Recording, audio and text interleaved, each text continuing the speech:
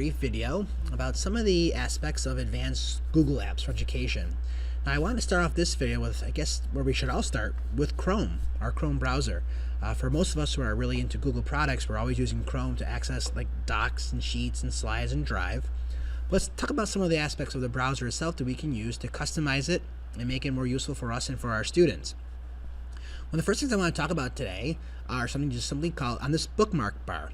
Now, if you notice in my Bookmark Bar, I have a lot of icons, and they keep on going further down the list there, right? I gotta clean some of this up. But you notice that some of them have little like notations, but some of them don't. Whenever you're at a website, okay, when you press the star button, it makes a favorite, right?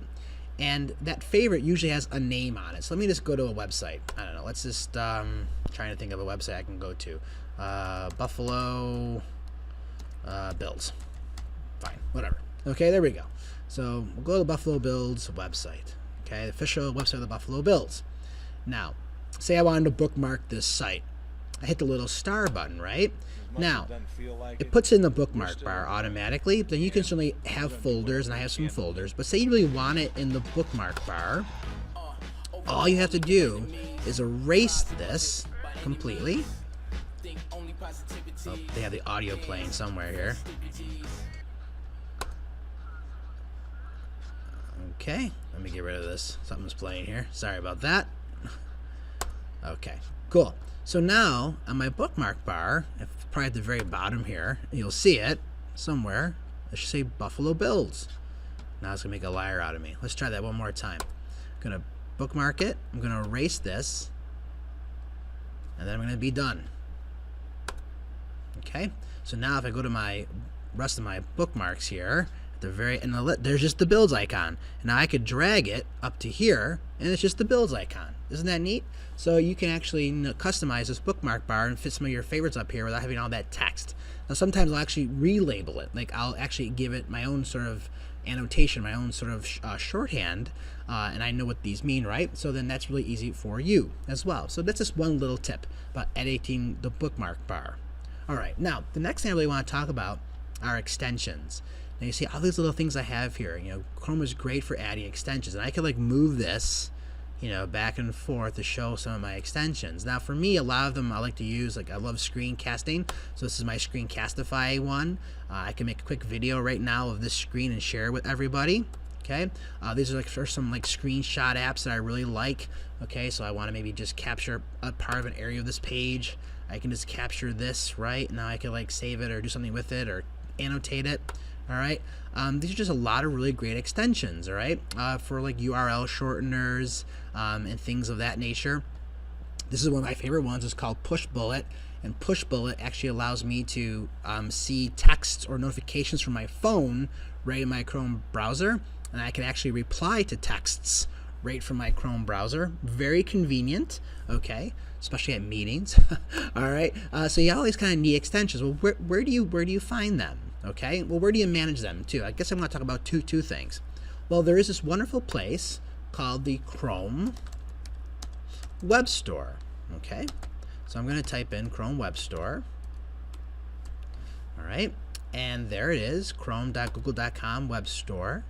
And this is the place where you can start searching for extensions. Now here they're featuring apps. We're going to get to those in a moment. But I can just go to extensions, and these are all like the featured extensions you can add to your Chrome browser to make it more useful. All right, and all you gotta do is find one and say yes, I want to add it. All right, personal dashboard, about grammar, all these kind of really neat things you can add. The Santa tracker, my daughter loves that, right? So you have all these kind of really fun things you can add to your Chrome browser. Now once you have them in here, you can actually then manage them. You go over here in the little upper right hand corner, these three little dots, and go to settings. Okay, and I'm going to come back to settings in a moment, and here are your extensions. Okay, so you have all your extensions here where I can now manage them. I can get rid of some of them, and you can move these around. Certainly you can move them and, you know, put them in an order that's more convenient for you, and that's in your settings. Okay, now what about also in the Chrome Web Store? In the Chrome Web Store, there's also apps. Okay, so you have apps and you have games and things like that. Now these are apps that you can add to your app launcher. Now there's this thing here in my Chrome browser called apps. Now if you're on a Chromebook, it will be in the bottom left hand corner. But here are all my apps, things that I use a lot. Okay, they're really go-to websites. Like Google Keep's a great notation app, and like to-do list app, Quizlet, YouTube, and Moto, things like Evernote. Pixlr is a great photo editor. These are all these wonderful apps you can add to your to your Chrome browser, and they're always here for you if you sign in. I'm going to get back to that point in a moment. All right, like taking voice recordings, video editors, Lucidchart, Lucidpress, all these really great apps that you can use. Now, there's a couple things you can do here. You can add them right to here, or you can add them through Drive, which I'll get to in a moment, okay? Now, let's go back to that Chrome Web Store, and it kind of got me out of here because I went to a new tab. Okay. So here are apps. You can search through apps. You can kind of go by categories here. Popular, business tools, education apps, right? So let's go to education apps. So these are some great ones you can use with your students, right? And you can really find some great apps. Now, students can also add extensions and apps to their Chrome browser. Even as a student, they can do this. So if they log into a Chromebook, all their apps will always be here. So if there's certain apps that you're always using with your students, have them add them to their either extensions or as apps to their Chrome browser. Now, the key is that you had to be signed into Chrome. Now, when you use a Chromebook, you're automatically signed in, right? But if you're on a PC or a Mac, make sure if you go to your settings, right now I'm signed into my local account, my Gmail account, and I'm signed in, and it syncs everything. So if I go to any machine in the world, any place in the world, and I sign into Chrome and I sign in with my Gmail account, all of this will pop up. All of my apps will pop up, no matter where I am. If I log into a Chromebook, all of this will always be here in the exact same, look the exact same way. So that's really important that you sign in.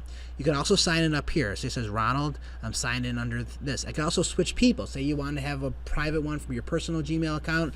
Maybe you want to have your school account. You can kind of go back and forth, all right? So there's a really great things you should be able to do with Chrome that really allows you to have some fun and really kind of allows you to customize it for what you want to actually do with it, okay? So I want to talk about Chrome extensions and apps.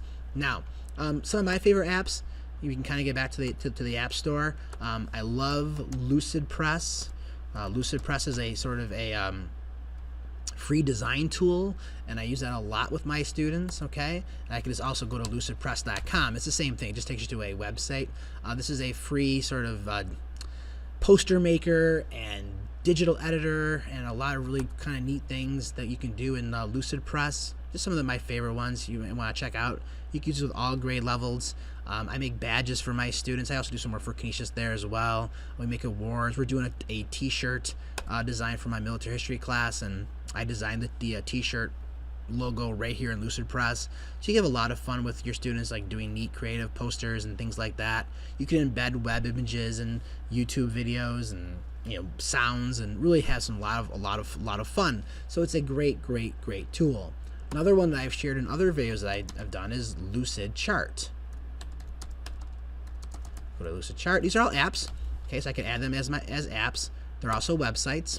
Okay, so this is another one, and they're great. They make free education accounts. You sign up with Google. You tell them that you're a teacher, and they'll let you have like 100+ accounts for your students. Tons of accessibility. This is a great diagramming, web mapping sort of online tool, which is wonderful to use with students. So definitely check out Lucidchart. Great mind maps we've done in class together, things of that nature. There's a lot of fun things here. So you can have a lot of fun finding apps, and they will all appear in here, and they're really good to go. Now, I want to go in a couple of different directions here. One more thing about apps. If I go into my Drive, I know I'm giving you a lot here, and I go to Drive, you can also have apps added in Drive. A lot of it's overlapping. It's the same stuff, right? But you go to New here, right? And the default for New is I always use your Google Docs, Sheets, and Slides, right? If I go to More, well, I have Google Drawings, Google Sites, look at there's Lucidchart, Lucidpress, Pixlr. I've added all these, and I could connect more apps. Okay, so you could connect apps to Drive, and it pretty much comes up with a lot that you saw in the other places. So now it's synced with your Drive. It will save stuff to Drive, and now you have all your apps already go, both in your Chrome browser and also connected to Drive. So you can have a lot of fun going through all of that. All right. Now, the last thing I want to talk about, okay, is extension that I love, which is called Tab Cloud. So you're going to see this little cloud right here. Now what Tab Cloud does, see how I love having multiple tabs open. And ever hate having to close down your browser and then you have to bring this all back up? Well, Tab Cloud will save tabs and sessions for you. So if I click on Tab Cloud, it brings up all stuff that I've saved. Now I'm doing a lot of stuff with students, and I use a lot of Google Classroom stuff. And I like to be in my students' documents. Right now we're working on a Constitution slavery debate, and they're in groups. I have usually about 5 or 4 groups, and every group has a shared Google document. Well, I like being in that Google document, seeing what my students are doing and how they're progressing and giving them feedback. Well, rather than having to log in the classroom and find every single document again, I save it and I label it. So now I can just go, okay, period 7's coming up later on today. I open this up, it opens up every single tab, boom, just like that. So I can now go back in to all their note sheets and see what they're working on, and I don't have to go back and do this all manually. That's a really awesome tool if you're using Chrome a lot. So definitely check out Tab Cloud. It's an extension, all right? And definitely add that. So I can go into all their note sheets and see what work they're doing, which is really important for me. It's all going to load up in a moment, but I just wanted to actually show you that. So that's a really kind of a neat extension, okay? So there's their document. I can go into it later and see how much work they've gotten done on it. All right. So again, if we go back to our Chrome Web Store, and if I go to extensions, click on that, and I'm going to type in Tab Cloud,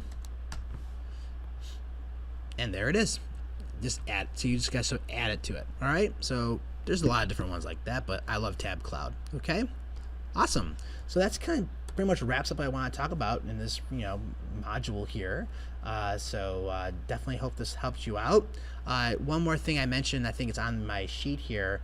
Google Apps for Education is no longer called that. It's actually called G Suite. Okay, so we go to G Suite. That's the new name for it. They kind of changed it. It used to be called GAF, Google Apps for Education. But now everything is called G Suite. That just changed a couple months ago. But it's the same stuff. So just don't get confused by that. All right. Thanks, everyone, and have a great day. Bye-bye.